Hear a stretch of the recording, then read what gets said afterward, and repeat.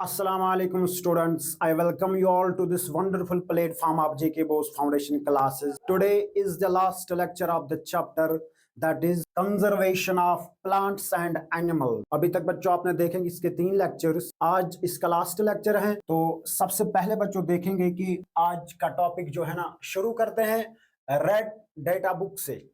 ठीक है ना, सुनिएगा बच्चों, ये जो रेड डेटा बुक है, आपको पता है कि दुनिया में बहुत सारे बायोलॉजिकल स्पीशीज पाए जाते हैं और वो जो बायोलॉजिकल स्पीशीज है, पता नहीं है कि बच्चों कौन कितने एंडेंजर्ड है, कितने बच्चों क्रिटिकली एंडेंजर्ड है, कितने बच्चों एक्सटिंक्ट है या बाकी किस्म के जो स्पीशीज है।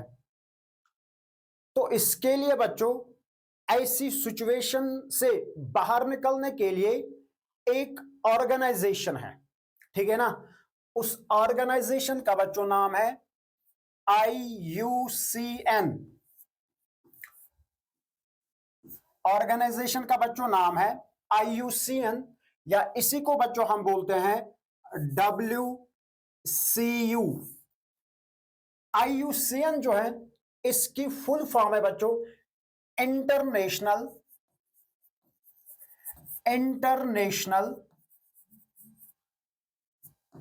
Union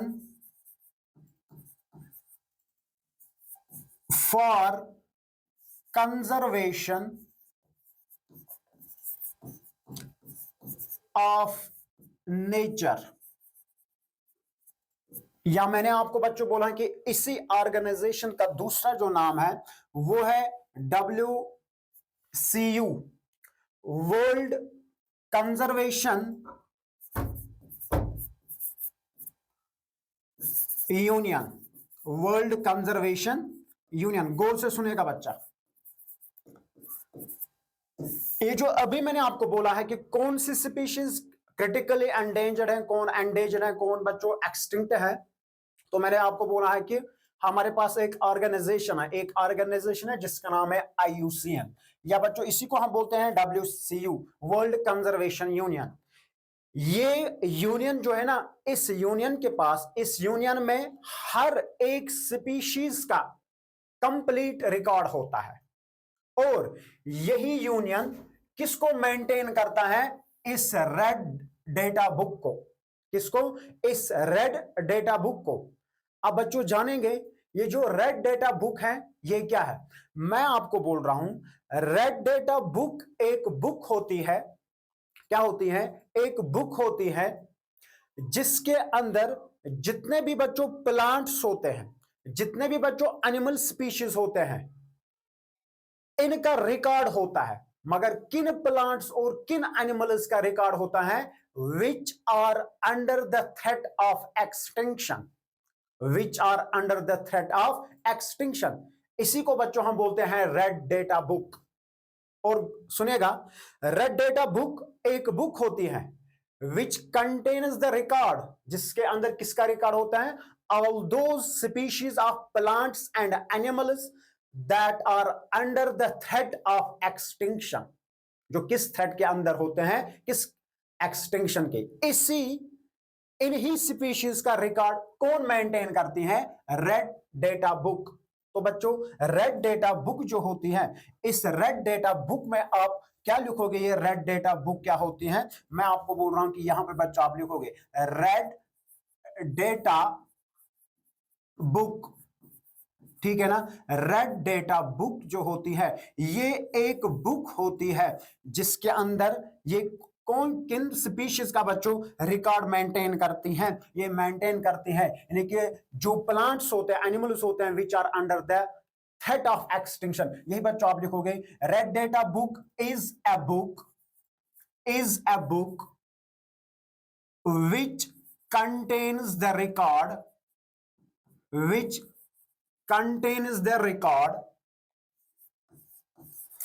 which contains the record of all those species of plants and animals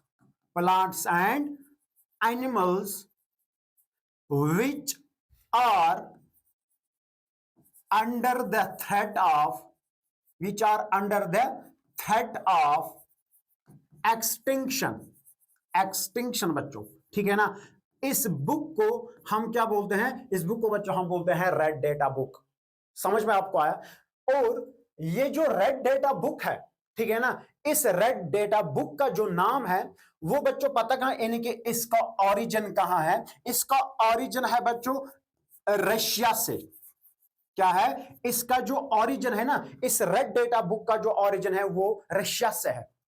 actually ये जो बुक है, इसलिए बच्चों मैं आपको बोल रहा हूं कि ये जो बुक है, ठीक है ना, रेड डेटा बुक, ठीक है ना, इस बुक को हम बोलते हैं red data book of Russian federation.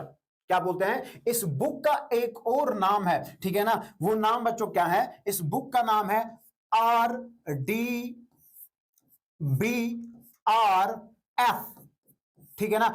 इस RDBRF का मतलब होता है red data book of Russian federation. Actually ये जो बुक बच्चों होती हैं, ये बुक बेस्ड होते हैं एक रिसर्च पे, जो रिसर्च बच्चों बायोलॉजिस्ट ने किया है, रशियन बायोलॉजिस्ट ने किया है 1961 से लेकर 1900 बच्चों 64 से तक, ठीक है ना। और इसीलिए बच्चों हम इसका नाम देते हैं रशियन रेड डेटा बुक भी। क्या नाम देते हैं? रशियन रेड डेटा बुक भी देते हैं, क्योंकि इसका ओरिजिन जो होता है वो बच्चों कहां से है? वो रशिया से है।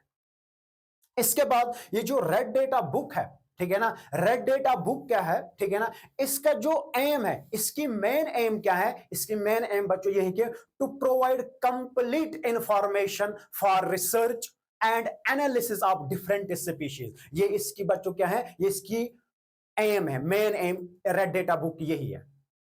और साथ साथ आप याद रखिएगा, ये जो रेड डेटा बुक होती है, क्या होती हैं? ये जो रेड डेटा बुक होती हैं, इसके अंदर और क्या होते हैं? इसके अंदर बच्चों कलर कोडेड इंफॉर्मेशन शीट्स होते हैं। क्या होते हैं? कलर कोडेड इंफॉर्मेशन शीट्स होते हैं। और याद रखिएगा बच्चों, ये जो इसके अंदर कलर कोडेड इंफॉर्मेशन शीट्स होते हैं ना, ठीक है ना, ये हमें तरह तरह स्पीशीज के इंफॉर्मेशन देते हैं। जैसे कि मैं आपको बोलूंगा कि बच्चों ये जो शीट्स इसके अंदर होते हैं ना, वो रेड कलर के होते हैं, वो ब्लैक कलर के होते हैं, वो बच्चों ग्रीन कलर के होते हैं, वो बच्चों व्हाइट कलर के होते हैं, वो ग्रे कलर के होते हैं। इसी तरीके से अगर हम बच्चों बात करेंगे ना रेड कलर शीट की, ठीक है ना, वो क्या इंफॉर्मेशन देता है? वो बच्चों इंफॉर्मेशन देते हैं the species which are extinct, यानी कि जो एक्सटिंक्ट स्पीशीज है, यानी एक्सटिंक्ट स्पीशीज के बारे में इंफॉर्मेशन देता है।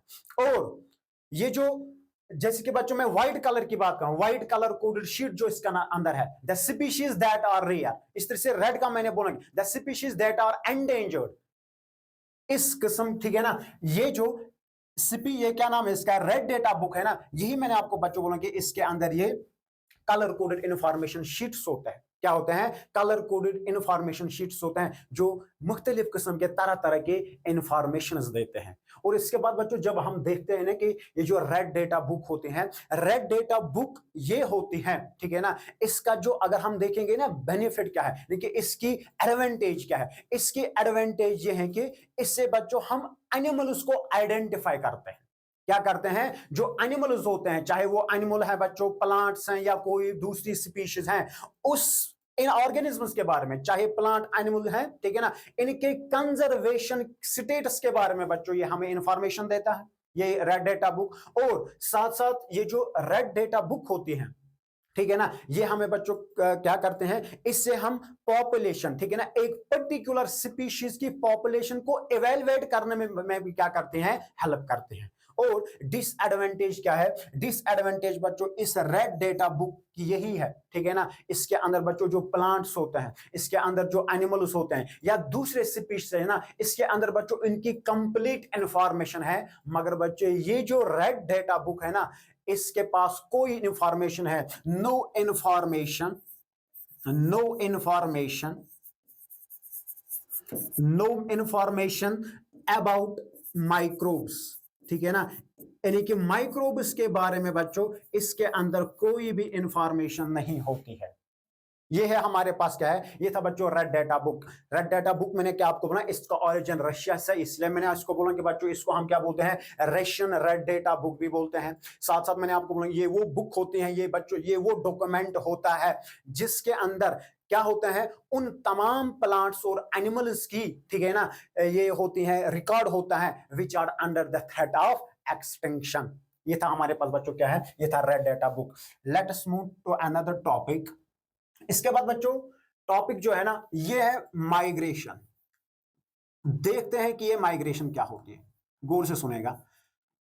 माइग्रेशन का बच्चे मतलब होता है, माइग्रेशन का मतलब होता है जब एक बर्ड या कोई दूसरा एनिमल मूव करता है from one place to another according to season, according to season, इस मूवमेंट को हम बोलते हैं migration.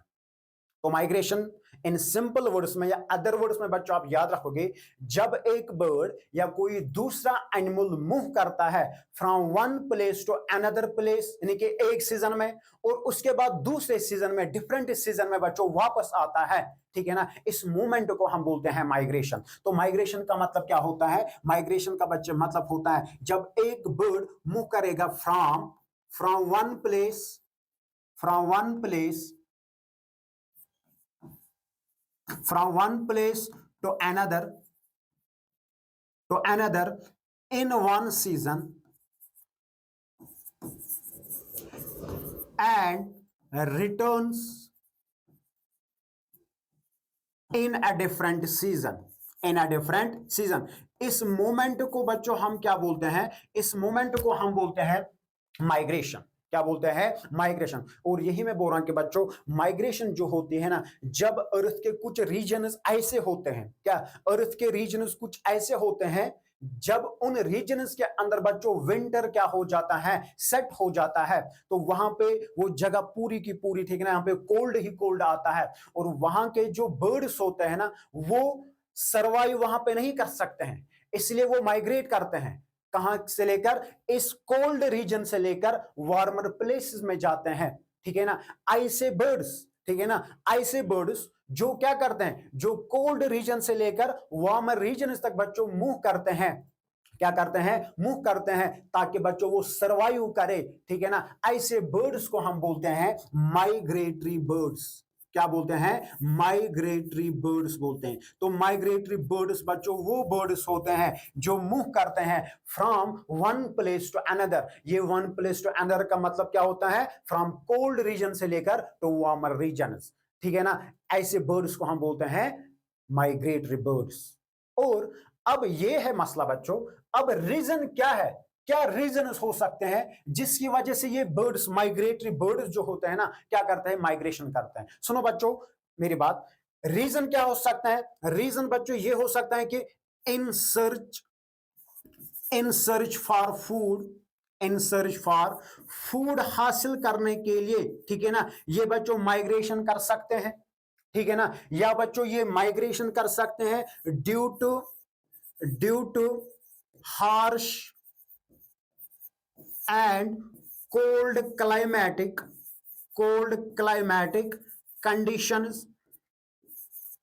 due to harsh cold climatic conditions in their normal habitat, यानी कि जो बच्चे इनका असली हैबिटेट होता है, अगर वहां पे फॉर एग्जांपल बच्चों यही ठंड ज्यादा उठी है, इसकी वजह से भी बच्चों क्या कर सकते हैं, इन harsh and cold climatic conditions की वजह से ये बर्ड्स क्या करते हैं, माइग्रेशन करते हैं, ठीक है ना।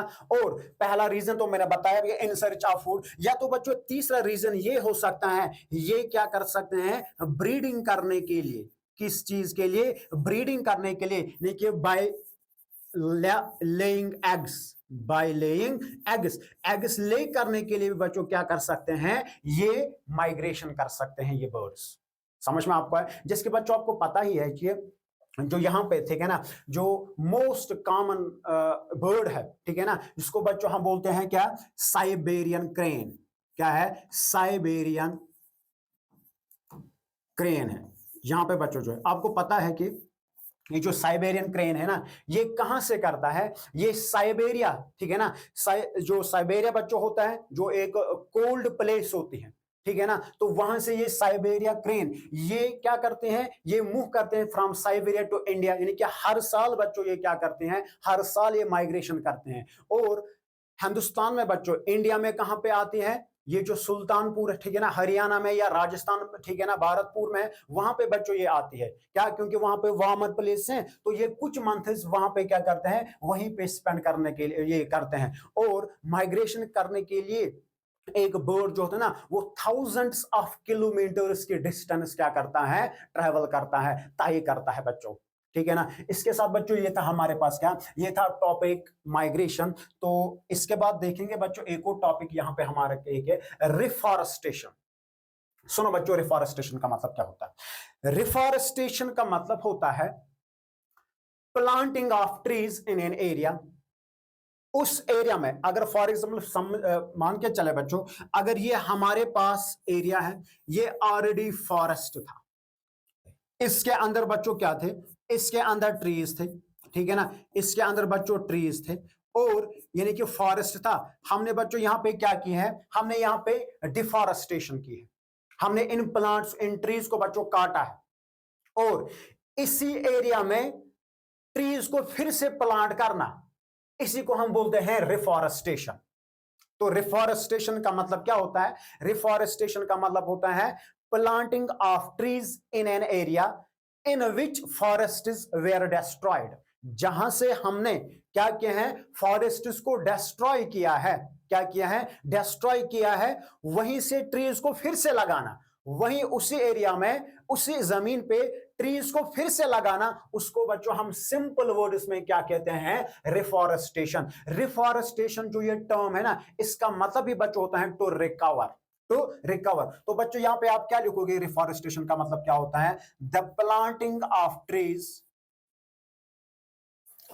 द प्लांटिंग ऑफ ट्रीज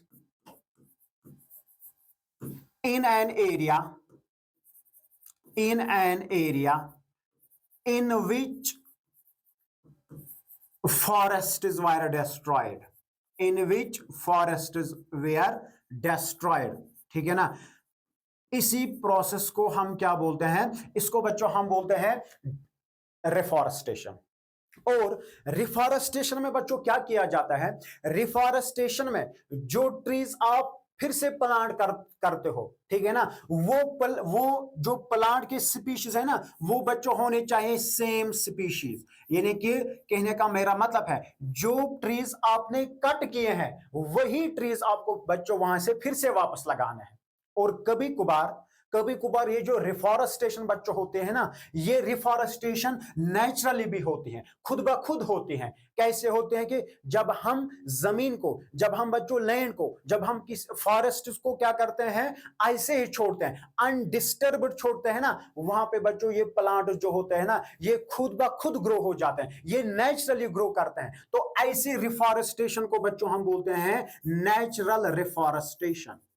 क्या बोलते हैं, नेचुरल रिफॉरेस्टेशन। नेचुरल रिफॉरेस्टेशन का मतलब बच्चों वो रिफॉरेस्टेशन होती है जिसमें ह्यूमंस का कोई रोल ही नहीं होता है। यानी कि जब हम जमीन को क्या करते हैं, जब हम बच्चों लैंड को ऐसे डिस्टर्ब छोड़ते हैं फॉर सम टाइम, ठीक है ना, कुछ टाइम के लिए, वहां पे ये प्लांट्स क्या करते हैं, यहाँ पे प्लांट्स बच्चों नेचुरली ग्रो करते हैं। और ऐसी ही रिफॉरेस्टेशन को हम बोलते हैं क्या, नेचुरल रिफॉरेस्टेशन। और बच्चों देखो, ये जो रिफॉरेस्टेशन है ना, इसके एडवांटेज क्या है, इसका फायदा क्या है, फायदा बच्चों यही है कि रिफॉरेस्टेशन करने से क्या हो जाएगा, इससे बच्चों ग्लोबल वार्मिंग जो है, क्या है, जो ग्लोबल वार्मिंग है, ग्लोबल वार्मिंग बच्चों डिक्रीज हो जाती है। क्या हो जाती है, ये बच्चों डिक्रीज हो जाती है।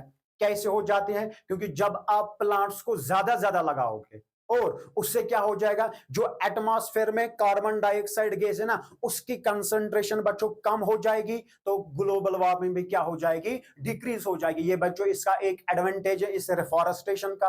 और साथ साथ बच्चों जो इसकी दूसरी ये है ना, क्या नाम है इसका, डिसएडवांटेज है, ये वो क्या थे, इट प्रिवेंट्स, यानी कि reforestation prevents soil erosion, soil halogen. कैसे? जब बच्चों आप क्या करोगे, जब आप प्लांट्स को ज्यादा ज्यादा लगाओगे, क्या जब आप प्लांट्स को ज्यादा ज्यादा लगाओगे ना, वो प्लांट्स बच्चों सॉइल पार्टिकल्स को रूट्स के साथ बाइंड हो जाएंगे। क्या हो जाएंगे? बाइंड हो जाएंगे, और सॉइल एरोजन के खतरे बहुत कम होते हैं। तो यही मैंने बोला है कि ये जो रिफॉरेस्टेशन होती है ना, ये किसको प्रिवेंट करते हैं? ये सॉइल इरोजन। और इसका पहला ये बेनिफिट ये होता है, इससे ग्लोबल वार्मिंग क्या हो जाती है? डिक्रीज हो जाते हैं, कम हो जाते हैं, ड्यू टू रिडक्शन, ठीक है ना, या due to reduced amount of carbon dioxide in the atmosphere.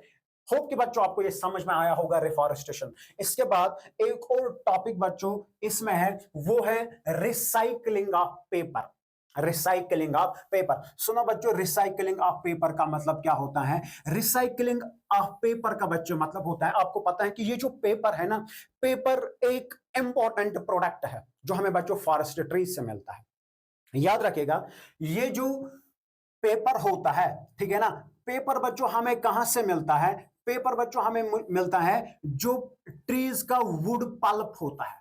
क्या होता है? जो वुड पल्प होता है, इसी से हमें क्या मिलता है? इस वुड पल्प से बच्चों हमें पेपर मिलता है। क्या मिलता है? पेपर मिलता है। और याद रखेगा बच्चों, बोला जाता है कि अगर आपको क्या बनाना होगा, अगर आपको 1 टन, ठीक है ना, 1 टन पेपर बनाना है, उसके लिए बच्चों आपको क्या है? उसके लिए आपको बच्चों 17 फुल ग्रोन ट्रीज को काटना है। यानी कि इसका मतलब 1 टन पेपर बनाने के लिए हमें कितने प्लांट्स काटने हैं? इसके लिए बच्चों हमें 17 फुली ग्रोन प्लांट्स की जरूरत है। समझ में आपको आया? ठीक है ना। यही तो बच्चों एक रीजन बनता है, यही तो बच्चों एक कारण बनता है, एक काज बनता है, यानी कि पेपर मेकिंग एक मेजर काज बनता है डिफॉरेस्टेशन का। किसका बच्चों? डिफॉरेस्टेशन का। इसका मतलब है कि यहां से बच्चों हमें यह पता चलता है, अगर हम पेपर को सेव करेंगे, क्या अगर हम पेपर को सेव करेंगे, हम किन को सेव करेंगे? हमने ट्रीज को बचाए। आप पेपर बचाओगे, आप पेपर को सेव करोगे, आपने बच्चों किन को सेव किया है? ट्रीज को सेव किया है। समझ में आपको आया? ठीक है ना। इसके बाद बच्चों यहां पे ये जो है ना टर्म रिसाइकलिंग ऑफ पेपर, ये जो टर्म रिसाइकलिंग ऑफ पेपर है, इसका मतलब है to process the waste paper. जो आपके पास यूज आपने जो पेपर किया है, जिसको हम बोलेंगे बच्चों वेस्ट पेपर, उसको प्रोसेस करना, ताकि हम उसको बच्चों क्या बनाएंगे? इसको नया पेपर बनाएंगे, so that it can be used again, ताकि बच्चों हम इसको दोबारा इस्तेमाल करते हैं। इसी को हम बोलते हैं रिसाइकलिंग ऑफ पेपर। क्या बोलते हैं? रिसाइकलिंग ऑफ पेपर का मतलब क्या होता है? रिसाइकलिंग पेपर का मतलब बच्चों होता है means to process the waste paper. Waste paper को बच्चों क्या करना? वेस्ट पेपर को प्रोसेस करना, to make new paper, so that it can be used again, यानी कि बच्चों वेस्ट पेपर को क्या करना? वेस्ट पेपर को प्रोसेस करना, ठीक है ना, इसको रिसाइकल करना, ताकि बच्चों इसको नया पेपर बने। इसको हम क्या करेंगे? इसको बच्चों हम दोबारा इस्तेमाल करेंगे। अब मसला यह है कि ये जो रिसाइकलिंग हम करेंगे, ठीक है ना, हम मगर किन पेपर्स को ये क्या नाम इसका, इस पेपर को नया पेपर बनाएंगे। यानी कि जो हमारे पास बच्चों क्या होते हैं, जो हमारे पास क्या होते हैं कि जो हमारे पास बच्चों होते हैं ओल्ड न्यूज़पेपर्स। क्या होते हैं? जो हमारे पास ओल्ड न्यूज़पेपर्स होते हैं। क्या होते हैं? Old newspapers. आप बच्चों इन ओल्ड न्यूज़पेपर्स को क्या कर सकते हैं? रिसाइकलिंग कर सकते हैं। जो बच्चों हमारे पास, या आपको मैं बोलूंगा, जो हमारे पास मैगजीन्स होते हैं, क्या होते हैं? जो मैगजीन्स बच्चों होते हैं, या बच्चों जो हमारे पास क्या होते हैं? पुराने नोटबुक्स होते हैं, या बच्चों मैं आपको बोलूंगा जो हमारे पास बुक्स होते हैं।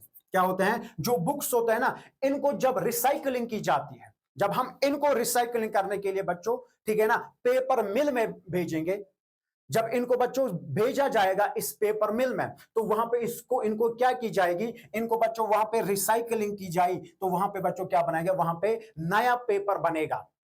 क्या बनेगा, वहां पे बच्चों नया पेपर बनेगा और उसको हम क्या कर सकते हैं, उसको बच्चों हम दोबारा इस्तेमाल कर सकते हैं। और बच्चों ये इनफैक्ट ये बोला गया है कि ये जो पेपर होता है ना, पेपर को हम क्या कर सकते हैं, पेपर को बच्चों रिसाइकल कर सकते हैं 5 or 7 टाइम्स फॉर यूज। यानी कि paper can be recycled for 7 या for 5 or 7 times for use. यानी कि पेपर को इस्तेमाल करने के लिए हम इसको कितने बार रिसाइकल कर सकते हैं, 5 to 7 टाइम्स। ये बच्चों आप लिख सकते हैं यहां पे, paper can be recycled, can be recycled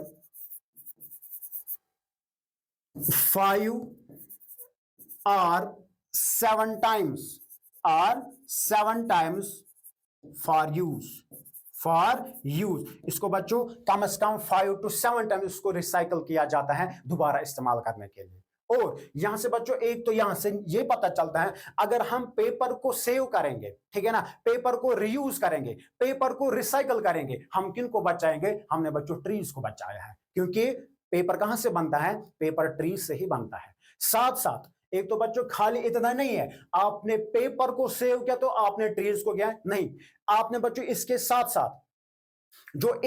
साथ बच्चों पेपर बनाने के लिए जो इलेक्ट्रिसिटी लगती है, आपने बच्चों इसको भी सेव किया है, ठीक है ना। साथ साथ बच्चों इसके साथ क्या है कि जो इसके साथ बच्चों पानी लगता है पेपर मेकिंग के लिए, क्या है जो पानी लगता है वो भी बच्चों आपने सेव किया है। इसके साथ साथ बच्चों इसके बनने के लिए, ठीक है ना, जो हार्मफुल केमिकल्स इस्तेमाल किए जाते हैं ना, वो भी रिड्यूस हो जाएंगे।